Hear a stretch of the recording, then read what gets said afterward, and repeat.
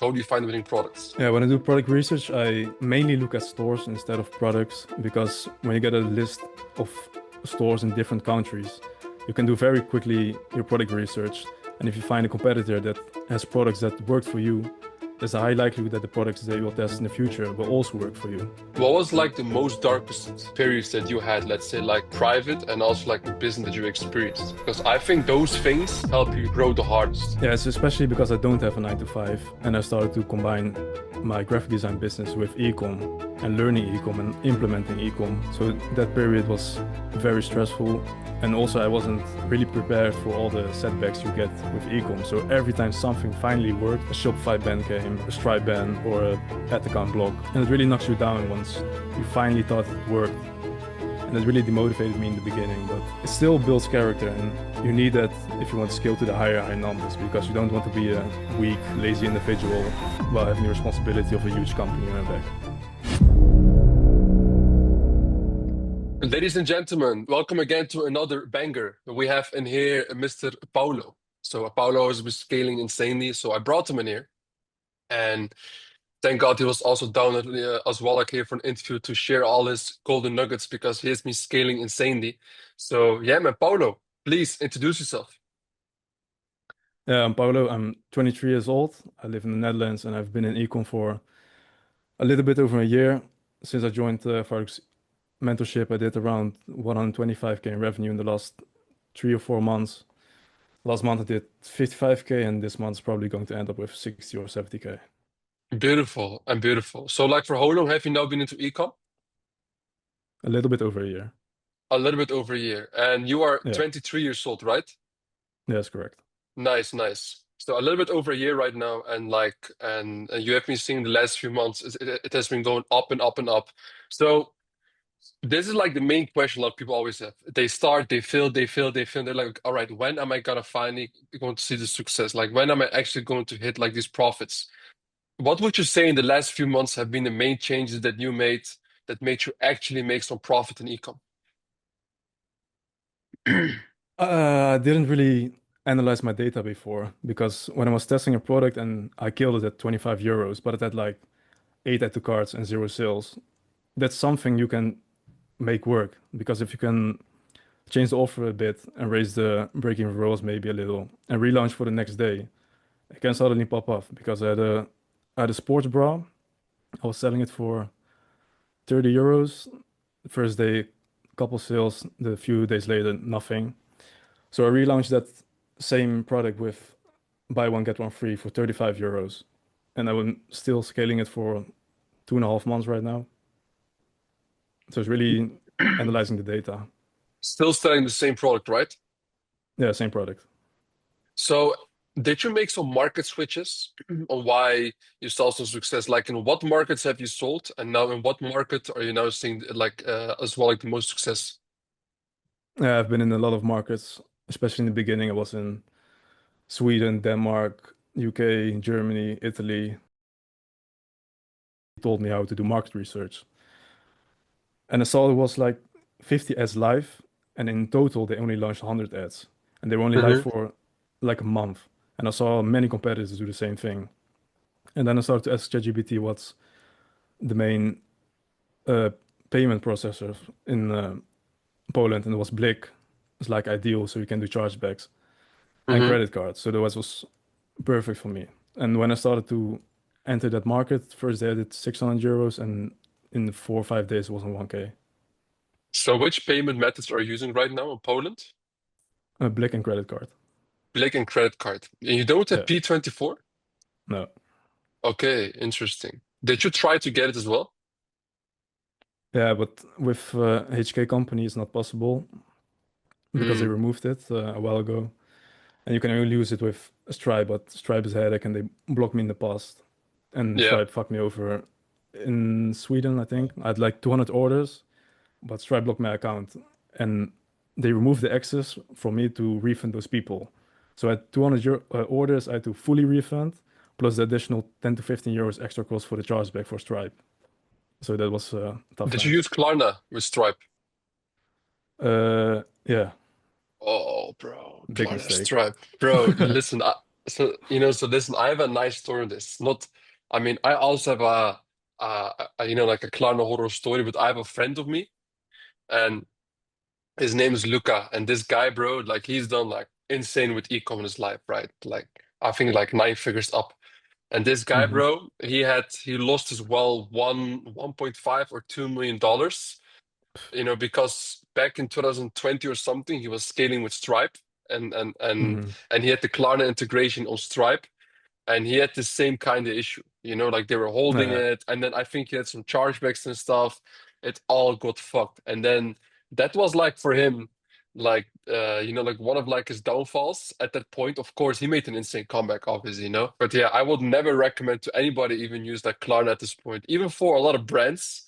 I don't even think Klarna as well is a good idea to use because the high refund rates you have, as you said, is what holds. It's such a big headache. Great to hear, bro. Yeah. But what would you say, like in your case, because you're selling fashion only, right? Yeah, it's fashion only.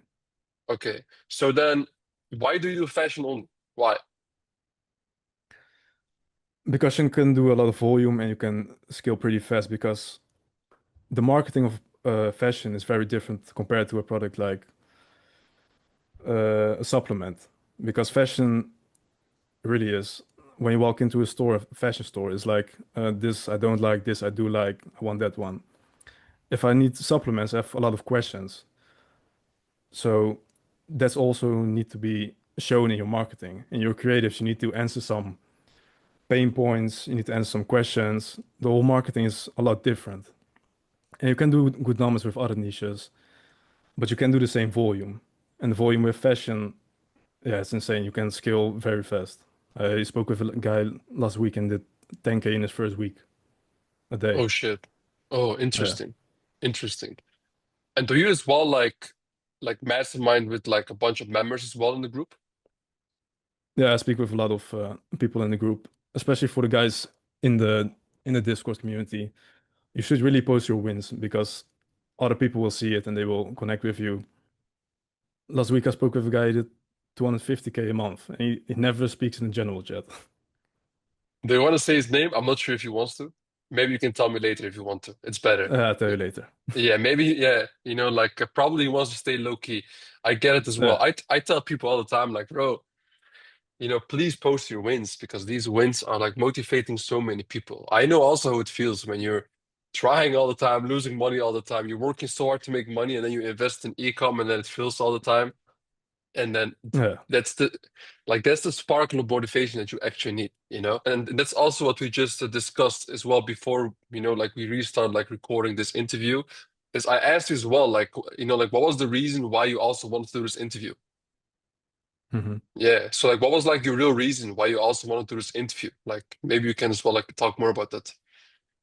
Yeah, I think most people their ecom journey starts with doing some research on YouTube, see who is valid, and then they start looking at the student interviews. So for me, it's like full circle because now I'm in one of those videos and someone else will watch this and he will go to the same journey as me. Mhm. And they will also message you and ask you as well like some questions. Does this shit really work? How did you do it? Yeah, How did you make it well exactly. like differently interesting? So I want to go to now like more into specifics in terms of like product research, right? And Hmm. just for your information, everybody, we're gonna be talking now more about like ecom value, and then later in the video, we're also gonna dive very deep into like the whole journey of Paulo because that's also very interesting. So, in what way are you doing right now product research? Like, how do you find winning products? Yeah, when I do product research, I mainly look at stores instead of products because when you get a list of stores in different countries, you can do very quickly your product research. And if you find a competitor that has products that work for you, there's a high likelihood that the products they will test in the future will also work for you. Hmm. And once I find a couple winners, I start looking for very similar ones because the win rate is higher if it's comparable to your winner. And you can see in the reach if it's the same age that specific product targeted. And if that's the same as your winner, the likelihood of the win rate is higher. Mm, interesting. So, do you use any tools for product research right now? Yeah, PPSpy, Denote, and Ad Library Cloud. For PPSpy, Ah, you can see the bestsellers. So if it sees that someone's scaling a product and it's on the best-selling list on the first page, they're probably selling good. And if the reach is, yeah, I mostly do 5 to 10K a day reach and minimum 7 days live to maximum 20 days live. So like, so in this case also, how many products a day are you testing? Around five, six. Around 5 to 6. Yeah, Nice. Okay, they are interesting. very similar to my winner. And also do product research on TikTok. You do meta ads only, right? Yeah, correct. But I look for products Advertising. in the TikTok ad library and bring it over to Facebook. That also works very good. Ah, I like that. That's actually a method I haven't done in a long time. It still works good? Yeah, it works very good. Okay, nice. I like that. So like, what do you think that in this case, because you switched on markets, right? And that's when like finally hit as well better for you.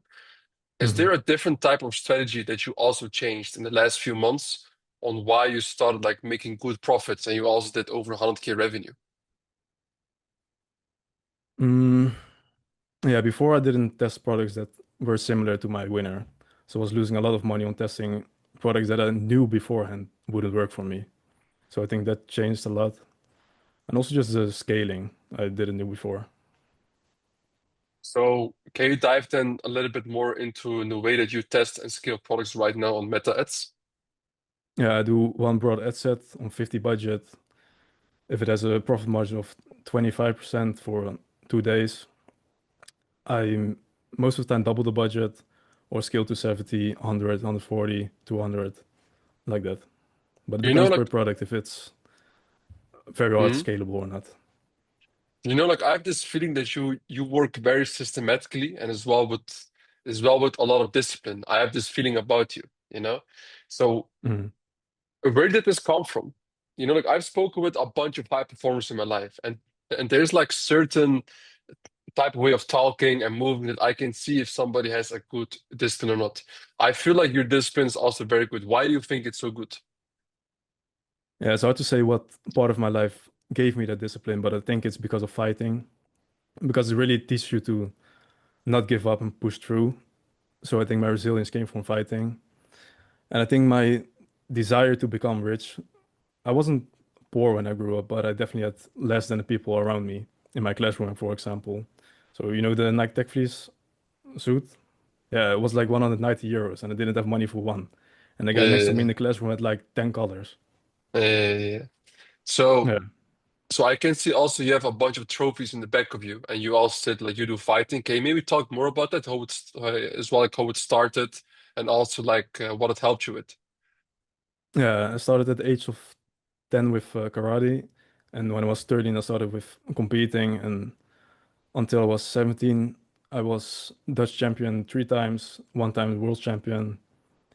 Oh, And yeah, so after that, I stopped with karate because yeah, achieved what I wanted to achieve. And my priorities changed in my life because I wanted to improve my business instead of, yeah, my hobby. you were basically beating the whole world with karate. So you were also even a world champion at some point with it. That's sick, Yeah, I bro. fought in Hungary. In Hungary. Yeah, So at what age did you become the world champion of karate? I was 16 or 17. 16, I Nice. think. Do you miss it? Yeah, sometimes. But I know what the alternative was if I kept going. I wouldn't have I wouldn't have to do great in business if I kept going. I know for sure. Yeah. When did this like desire come for you to like just outside of like competing and like becoming great in that and putting that let's say like focus on business was right now? Like when did this happen? Yeah, I was working at the supermarket when I was 16, and yeah, I really hate it when someone tells me what to do, and especially when the guy that manages it all, if he had an idea and I didn't agree with it, I wanted to do it my own way. And yeah, I studied graphic design for for 4 years, and I Googled how much someone earns that does graphic design, but it was around 2K, and I wasn't going to wait 3 years or 4 years. So I opened an Instagram page, uploaded all my designs, started DMing like 50 to 100 people a day to see if they were interested in my designs. And throughout the years, I built the business up, but I didn't really knew anyone that was doing 10K a month or someone that could guide me in graphic design because most graphic designers they just have a passion for graphic design and they aren't really a great entrepreneur. Yeah. So I saw that that path wasn't going to bring me to the goals I had in my mind. And then I came across ecom. And the main reason why I started with ecom is because in graphic design you exchange your time for money, and with ecom it's more your input for money. Mm. You already understood that. Did you read like books or some shit to understand that in terms of time and money and how to utilize in the best possible way? Where did this like thought process come from? Nah, I didn't read a lot of books, but I did watch a lot of content. Yeah, yeah, yeah. You were just like doom scrolling 24/7. I mean, it did help you in the end, though, Yeah, a lot of right? podcasts. A Yeah. lot of podcasts. Yeah, man. So, which podcast do you like? Um, from Chris Williams. I think he has a great podcast, especially with Alex Ramosi. Hmm. He has a bunch with him. I've seen those as well. I think he has 3 or 4 podcasts with Hormozy together. I've watched like 2 or 3 of them. They are very good. Yeah. Yeah, Bro, the you way know they we can should watch? simplify what? Bro, you should watch. I think like you will like him a lot. His name's Andy Frisella. You know him? No, I don't know. Do you know the challenge 75 hard? Oh yeah, I always Yeah. So the guy who came up with that, like almost nobody knows it, but his name is Andy Frisella. He also mhm. has on YouTube. He has like his own kind of podcast where they pick like topics and they talk about it and they answer a bunch of questions as well. Um, and bro, he goes crazy because this guy is the owner and founder of First Form, and this is a billion-dollar company, by the way, and they sell supplements, drinks. They even as well like collaborated right now, and they partnered up with UFC. And this guy has insane gems. He went through lots of shit in his life and is now, of course, a billionaire. He has all the cars you can imagine, Bugattis, LaFerraris, whatever. But this guy is just talking about like doing like hard work, like hustling, all this culture, and he speaks so real about it. I think as well, if you would watch him, I will send you the link as well Yeah, on definitely. Discord after the call. You will love him, bro. He's insane. He's very intense. Yeah, I think you will like it. yeah, sure. Yeah, yeah, man. So interesting. So I wanna ask you as well, like more like you were born and raised in Netherlands, right? As well. Yeah, that's correct. Do you also have like roots of something else? Because I don't think Paulo is a Dutch name. No, my mother's from the Philippines and my father is Dutch. Nice, nice, Yeah. nice. I like that. That's nice, bro. So, what would you say, like, for example, in terms of like courses and mentorships, right? Because you went into our mentorship around like, what was it, 3, 4 months ago or longer?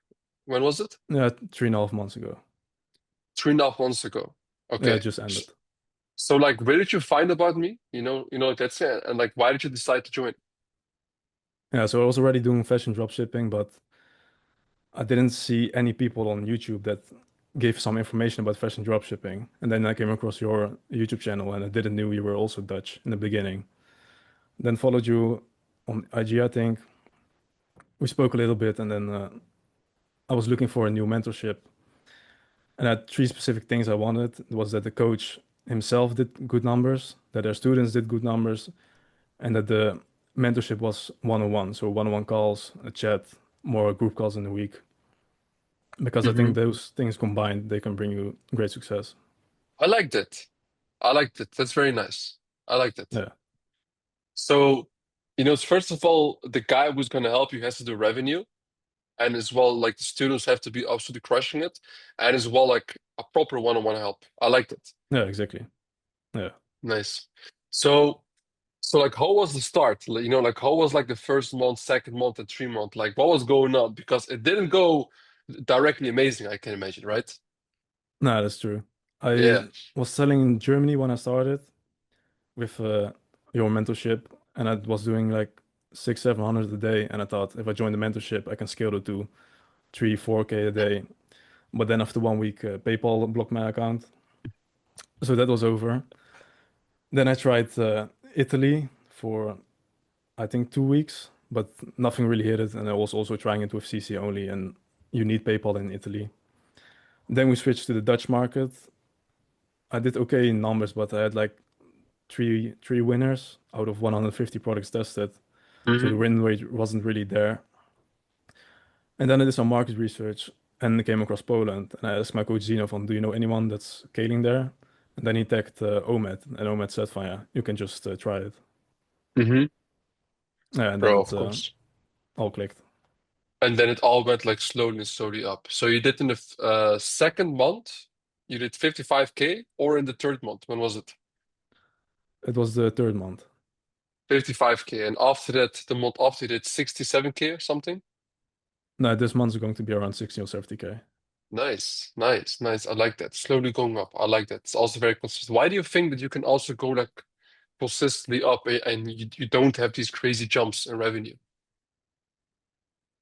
Yeah, because you need to analyze what the process is that brought you to those results and just keep repeating that and being consistent in that. And if you keep Hmm. doing that, your revenue will grow. And you also need to take care of the campaigns that are already running. So add creatives, see what creatives doesn't work anymore. Maybe you can optimize something on your landing page, those kind of things. Do you so like oh you say like are you still making money with like with designing, graphic designing, or like was it also the job that made you money to also do e-com? Or like do you have any I don't know, maybe you have like a 9 to 5 as well? Now, graphic design I did for 5 years. After my first month starting graphic design, I quit my supermarket job. And then with the money from graphic design, I had some cash flow to start with ecom, and I'm still doing it. And if it's going good, I can finally quit and start to focus on ecom fully. Nice. So you do e-com and Yeah, also the graphic design as well at the same time as like as well like yeah, your own exactly. company, right? Nice. Yeah, Nice, yeah, nice. Okay, I like that. And like, in what way did it also help you with e-com, like the graphic designing? Like, what did it help you? Something? yeah. For creators, I can change anything I want. If someone has a logo somewhere, I can just remove it. For the store, I know how to make it look good. I didn't Hmm. know how to optimize it, but I know how to make a website look good, the creators look good. Yeah, really the visual side. What do you believe is your like deepest why? That's a good question. I think it's mainly location freedom, time freedom, and having the choice to do what I want, not being forced. I remember during COVID when they locked us up in our house. I really hated that, and I just can't have someone tell me what to do and how to handle things. I need to do it at my own way. Yeah, I think that's my why. And everything that comes with it, like if I want to retire my mom, I can retire my mom. If I want to go to another country, I can go to another country. If I want to take my family with me, I can do that. So having the choice, I say. Hmm. So, what was like the most darkest, periods that you had, let's say, like in like, like in private and also like in business that you experienced? Because I think that is those things that like help you grow the hardest, right? That's I've also Yeah. seen in my own life. So, like, when was it? Yeah, it's especially because I don't have a 9 to 5 and I started to combine my graphic design business with ecom and learning ecom and implementing ecom. So that period was very stressful. And also I wasn't really prepared for all the setbacks you get with ecom. So every time something finally worked, a Shopify ban came of a Stripe ban or a ad account block. And it really knocks you down once you finally thought it worked. And it really demotivated me in the beginning, but I'm glad it happened because it still builds character, and you need that if you want to scale to the higher numbers because you don't want to be a weak, lazy individual while having the responsibility of a huge company on your back. Hmm. So, what is now, let's say, kind of like a routine that you see that works for you the best, on that you can be like the most efficient because you have your graphic design business and you do e-com as well at the same time. So a lot of people have like the same shit, like a 9 to 5, and as well, like let's say as well at the same time they need to, works on e-com. So how do you mix this? Yeah, it's mainly because I hired a new person for the company that can save me a lot of time because she does the product listing launching the campaigns and downloading the campaign for the creators from the competitor. So that part already took me like 3 hours a day if I test 5 products a day. So that time is now saved up. And I tried to wake up at 5, go for a run, meditate, but it doesn't really work for me because I need to go to sleep early. And in business, something happens randomly and it needs to be fixed. And if it's then 1 o'clock, yeah, you can't really be productive at 5 hours of sleep most of the time for me then.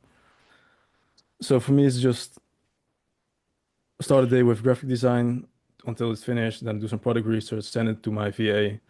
She does all the campaigns, the product listing, and then it's usually around 2 o'clock when I'm done. And then you sleep for 7, 8 hours, and then Yeah, 10 a.m., exactly. 11 a.m. you wake. Bro, to be honest, like I agree. I tried all the morning routines, bro. 4:30 Yeah, a.m., 6 a.m., and all this shit. And I can as well honestly tell you, bro, that shit really doesn't matter. You just gotta find what works for you the best. Like for me, like works the best just sleeping between 11 and 12, yeah, and then having no alarm and waking up because that is really the best. Having no alarm and then just waking up around like 7 a.m. ish, something like that. Sometimes I wake up more early. It happens. Sometimes randomly, just like 5:30, 5 a.m., boom, I wake up and I'm like, oh, okay, whatever. And I just move. I don't yeah. snooze, whatever. I just wake up and I go and I do my shit. So I think finding this, like where you just gotta test everything. And if that works for you, it works for you. Like my brother, bro, he still has the same shit. He still sleeps at 4, 5 a.m. every day, bro. Like the other day on the weekend, like this guy's crazy. He went at 8 p.m. to his friend and he did Hmm. like a gaming LAN party with his friend till like 5 a.m. I'm like, bro, what the Yeah, fuck are you doing, bro? I would never do that shit. But he enjoys it. Like you need to do it. That's what I also think. Enjoying that's very important. Is there also some other stuff that you also do in terms of like enjoying in life? yeah. I work out a lot, fitness, sometimes kickbox, but it's usually long periods of work, and then I go to a festival or holiday. So it's my only mainly work, and then a couple times, one times in a month, I go to a party or something. Do you drink? At the parties, I drink. So yeah, sometimes. So do you have a Yeah, girlfriend? no, I don't. No, you're single? Why? Yeah, because they need some time and attention. I think with my life right now, it's so random when things happen. So I would just lie to her about, not lie, but I can't keep my word if I'm going to visit her or not. So it will be too chaotic. This is the lock-in period. That's why I fully Yeah, understand you, exactly. bro. I had the Yeah, same back then, man. It's interesting. I mean, yeah, like don't get me, like because I had the same back then as well, 2019 when I started. Like when you're in that phase, like if you already have a girl, it's a different story. But yeah, there's exactly. zero space for women, bro. Women will drain your energy, bro. It's unbelievable, bro. They will put you Yeah. in mood swings all the time. And if you're in that phase, that is the last thing you want to have, bro. Like really, I'm telling you. So, And also when you meet her, when you're starting your business, and when you finally succeed, you're a completely different person. So I don't think it would even work. oh yeah, that's also a thing. That this is also something I talk about with some of my friends where Hmm. I have some friends, bro. They are like 10 times richer than I am and millions and millions and millions. And then um, because they move so quickly in business, they go, they fail so much every single day, right? You learn Yeah, by failing because they fail so much every single time. They grow so quickly. So every single year, their kind of taste in woman, let's say, as well changes because your character changes, the way you look and you behave changes because you grow so quickly, you level up all the time. So what happens, their taste also changes. And I noticed it also from myself. Like, if you're gonna ask me, for example, if a girl that I found a 10 out of 10 6 years ago, for me is a 2 out of 10 right now, for example. yeah, exactly. So it's different. And I'm not only talking like as well like in terms of beauty, as well like of course in the way that a woman behaves and the way you can see red flags, let's say, and in the way that you as well think, can be the right mother as well. for your future children. So I think Yeah, you exactly. made, yeah, you also made a very, like valid point in there. I liked it. Yeah. Do you have a business partner? No, everything on my own. But I Okay. have two friends I'm in a call the whole day on Discord. So we all grind together online. And these two guys, are they also members of Ecomsphere? No, one guy I held myself, and the other guy, he also followed the coaching before me. Ah, nice. Okay, nice. Yeah. So, for example, like let's say somebody joins the coaching, right? So what were the things that you were doing the most in the coaching to like succeed in it, right? What were like the steps you were following, let's say, and what would you also recommend to somebody as well?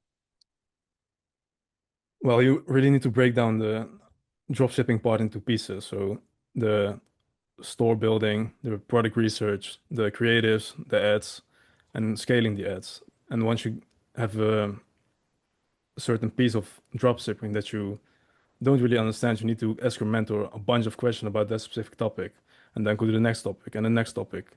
And eventually you have a perfect process. And if you combine that with their input, eventually you get success. And I think that's the fastest way if you also ask a lot of questions and have your process perfect. Nice. That's beautiful, man. I liked it. That's very nice. Yeah. So do you also connect with a bunch of members in the group right now? Yeah, I speak with a lot of people in the group, help them out. Sometimes I ask for help to them. And yeah, I really didn't have this before. And sometimes you face those issues that need to be fixed and you think it's a whole huge problem, but yeah, some guy in the community and he has the answer already. Hmm. Yeah, man. This was for me a key, when I started this whole coaching 2 years ago, this group, quite randomly, to be honest. Yeah, When I started it, I always, well, I told myself, it's not just only with the one-on-one coaching. I want to help people. I want to really bring the right minds together, because if you like empower and you put like a certain type of culture in the community, I believe you also feel it. Like yeah, what type of exactly. culture? Let me ask you this, like what type of culture do you feel, let's say, in the group right now that we have? Well, you can't complain around. People will just love it. Everybody's helping each other, and also everyone is very active. I didn't think that was going to be Yeah. because most communities I was in before were those free communities, and everybody was only asking for help, and nobody was really helping each other out.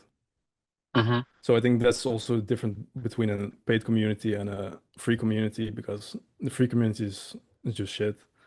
Hmm. Yeah, the value in a paid community is 10 times more. Yeah. I 100% agree, bro. This is why, like, this is the culture that I always like try to, and I do it. I try to still do it every single day to like bring it in as well in the group and bring Yeah, that like that real hustle culture and yeah, about like exactly. about all this shit that you can all think about. I try to sometimes even like um demonize people, like put like Mm. more demons in them and really get like people to feel more shit. Yeah, Because if you're just happy all the time, like you're not gonna move forward, bro. It's not gonna happen. And we all know that only with the pain you're going to grow, right? That's just only it. But bro, I wanna ask as well, like, what is like in terms of ecom, like the most fucked up shit you went through, right? And as well, like, how did you fix it? yeah. I think it was the issue with Stripe because it cost me a lot of money, and especially in the beginning once I didn't even have cash flow built, and I had Damn, how to. much? Yeah, I think it was 4K I lost, 4 or 5K. Oh, yeah, that's fucked up, bro. Yeah, especially in Yeah, the beginning, that's a lot of money, bro. yeah, exactly. But that happened a lot of times. In Denmark, I was finally scaling. Payments didn't get through. In UK, I was finally scaling. At account got blocked. So I've had a lot of those issues. Hmm. Yeah, I see what you mean. Yeah, Yeah. man. Very nice to hear. Bro, what would you say is like the number one advice you have as well, like for young entrepreneurs that are also like watching this right now? Let's start at first with ecom. Like the number one advice and like a golden nugget probably you can give to people that you saw helped you a lot or maybe around you that you can say, yo, this is important. Yeah, relaunch technical. campaigns that are showing potential. So if you have six, seven, eight add to carts on a product without a sale, relaunch that campaign with a better offer. That can really make a big difference. And also testing products that look like your winner. And also when you look at the reach, look at the age. And if that's the same as your winner, there's a really high likelihood that it will also click. So those two things. So when you say with a better offer, can you give like an Yeah. explanation where you had this? For example, you test a campaign, a product, let's say 6, 7 at the cart, and then no sales. Are you think, oh, maybe it's shit, and then you say you make the offer better, but then what do you change to make it, let's say, a winning campaign, as to say? Well, sometimes I do the price €5 lower. That can work. Or if it's a really light product like a lingerie, if you sell one, the cost of goods around €8, but the shipping is the highest cost of that because it's very light. And if you sell this bundle like two, that was for me like $12. So it was $4 more. So you can make a buy one get one free offer. Then the second coaching bundle I did buy two get two free, and then with €10 extra discount. So you can play around Mm. with that. BOGO offers, buy one get one Yeah. free. Nice. And what about mindset? Yeah. For me, mindset didn't really was important in the beginning because I don't know. My brain is just sometimes too logic. So I can't tell myself that it's definitely going to work 100%. I believe in myself 100%. That just doesn't work for me. So I just start with this business without really believing in myself. And once the results came, that momentum started to pick up and I got the trust in myself that it would work. So that the whole idea of you need to believe in yourself to make something work is really true because it will happen throughout the process. Hmm. Interesting, man. I like it, man. Yeah, brother. It's been a very nice interview, bro. I especially like as well to, as a matter of fact, that you drop all these golden nuggets of equal values can help a lot of people in here. What would you say is like the last thing you would like to say in this interview to everybody who's watching this? Um, yeah, for everybody who's watching this, you really need to sit there and analyze the path you're following right now and see if that path will bring you to the goals you have in mind. And I think most people watching this, they want to change their life, but they're afraid to take that risk. They're afraid to start their own business. But you can't just sit there and procrastinate because time is ticking fast and you only get one shot and you don't want to look back at this time and think, what if I started this business? Because then it's too late. That's beautiful, man, Paulo. That's beautiful. But where can they find you, bro? Yeah, you can DM me on IG. It's Paulo Geest. Or if you're in a community, you can just DM over there. Yeah, man. It's very nice, guys. Yeah, guys. So send a message to Paul. Say to him, Karate King. To Paulo. Say Paulo Karate King. Send him a message and get in touch with him and drop some golden nuggets on him. He will help you even more. I see him all Yeah, the for time sure. as well. I see him all the time as well, helping other members in the group. It's beautiful, man. I love to see that. Yeah, bro. Thank you very much for your time as well. And this is Yeah, going thanks to for having me. inspire a this is going to inspire a bunch of people as well here. For everybody, for everybody, it's like who's watching here. And the next time you scale to 300 to 500K a month, we're gonna do a part two, bro. Yeah, for sure. This year. Yeah, man, for sure, man. Yeah, thank you very much. See you guys. Love. Bye.